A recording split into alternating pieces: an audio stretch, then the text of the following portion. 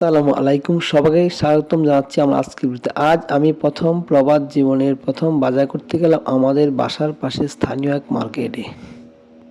বাজার করতে গিয়ে কেমন অভিজ্ঞতা হলো চলেন দেখে নিই।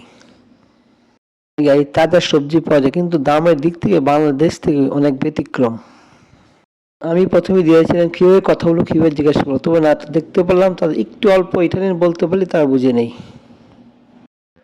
এখানকার মানুষগুলো খুবই আন্তরিক, যা ভাষায় প্রকাশ করার মতো নয়।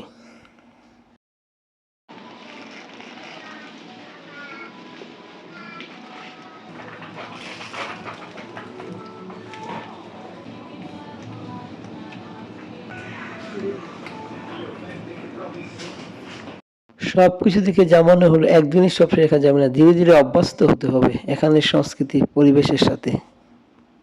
এই ছিল আমার প্রবাস জীবনের প্রথম বাজার করার অভিজ্ঞতা।